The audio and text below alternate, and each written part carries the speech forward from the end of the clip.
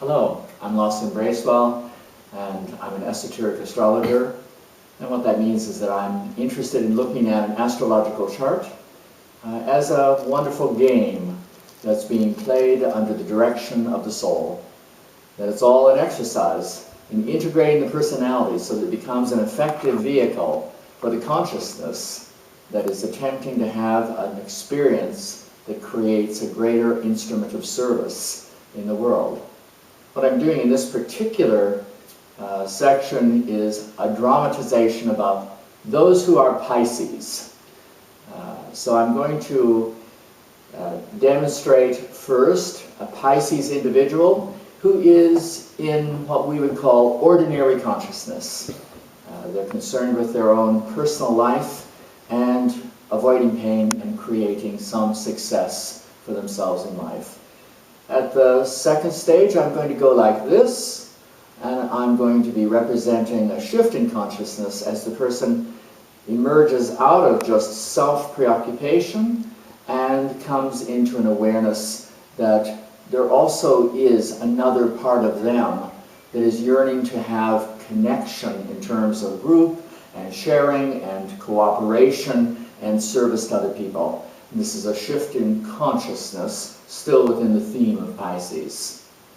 Then I'm going to do this again, and I'm going to be talking about a shift in terms of the Pisces awareness, where they really see themselves as global citizens rather than just an individual soul or an individually conscious person working within their own life.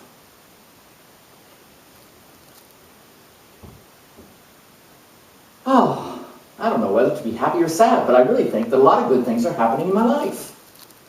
I'm involved with a play center, and it's really going well. There are all these children, and they're just so eager to learn.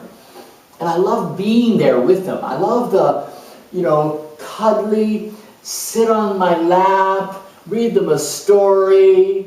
Sometimes when we're reading along and we're getting into the fantasies and the imagination, I actually feel like I am a child, and I'm right back there wondering about the big bad wolf and whether or not it's going to be okay. And of course the kids love the stories because I'm really there. It's really so exciting. Another really fantastic part of my life is that I've got involved with Ronald McDonald House. In a way I think, I'm a vegetarian, I'm a purist, it's like, I think Ronald McDonald House, but what I found out about Ronald McDonald House is that regardless of who it is that's the corporate backer, this is an organization made up of volunteers who provide a space for parents whose children have cancer and are getting treatment at the hospital.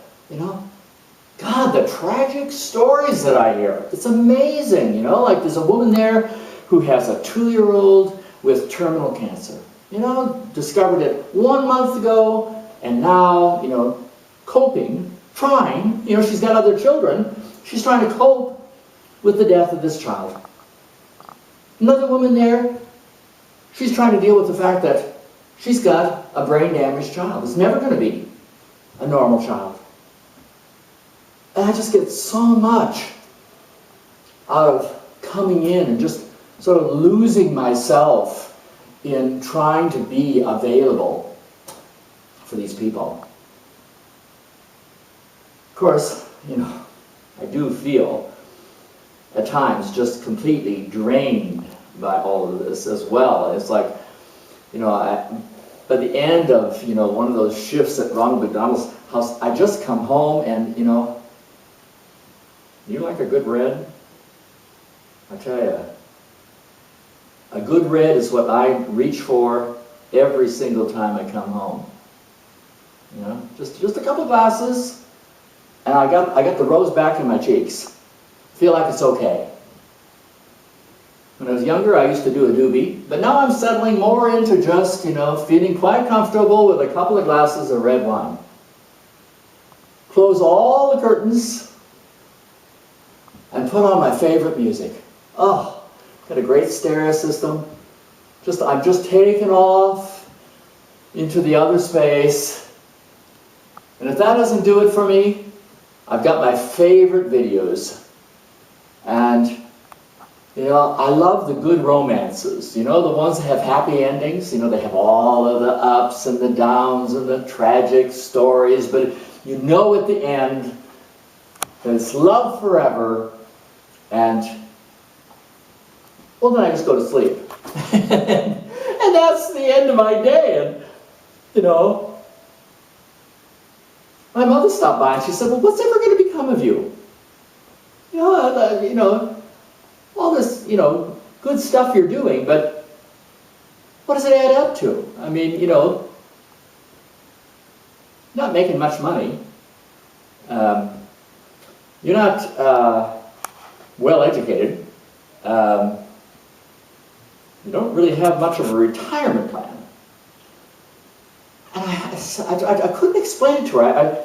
I tried to put it into words, and I was saying, but Mom, you know, this feels good, and you know, I feel like I'm doing something, and isn't that enough? And I ended up feeling sort of sad about my mother. You know, it's like I saw really what she's sort of drifting through her life, and you know, and she's worried about me. You know, it's like, what's her life amounting to?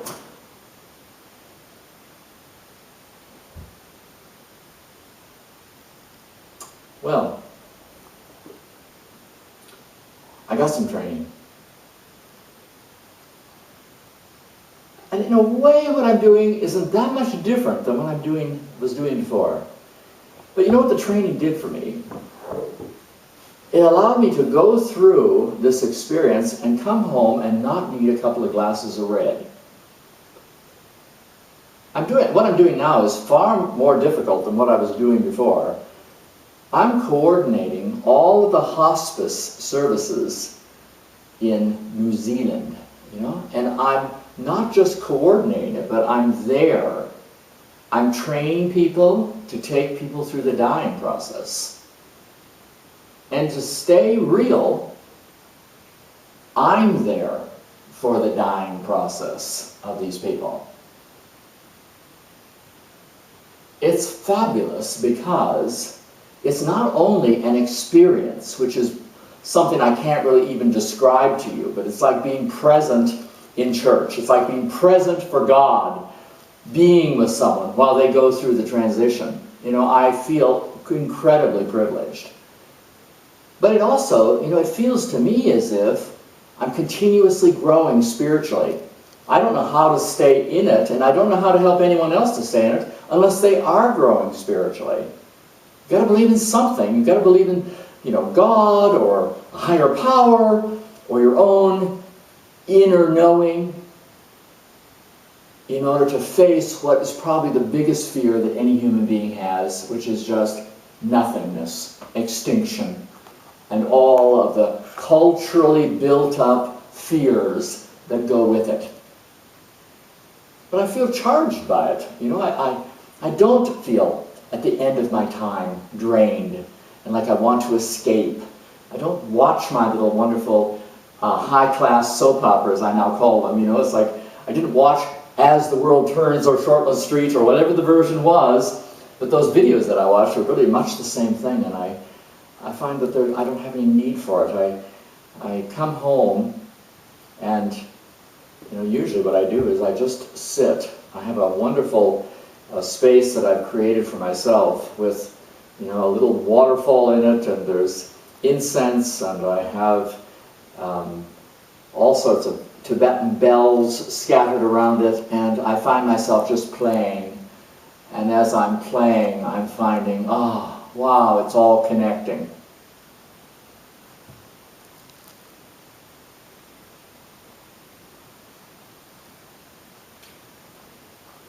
Yeah, well, in this transition, it's not actually such a great transition from what I was doing before.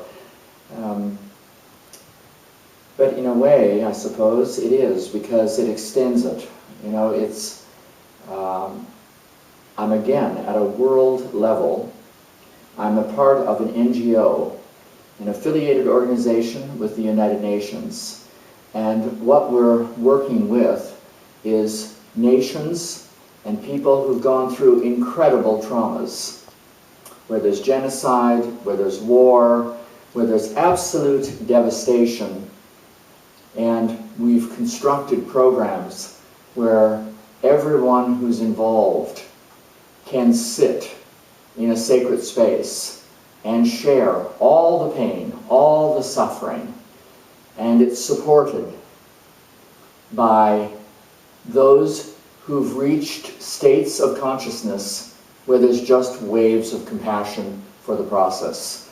So we have a space, it's not that different from a courtroom or an ashram, set up to receive the suffering, to hold it, and simply affirm it as part of a great learning, healing, releasing program. All there is life. All the drama that we create, whether we are victims or whether we are the ones who are the perpetrators, we're simply moving in a stream of the same energy. At some point in time, I'll be the victim, and another, I'll be the perpetrator. There's no difference. We're doing a great dance. And it's that idea that we hold as we hold our hearts open to a great healing process.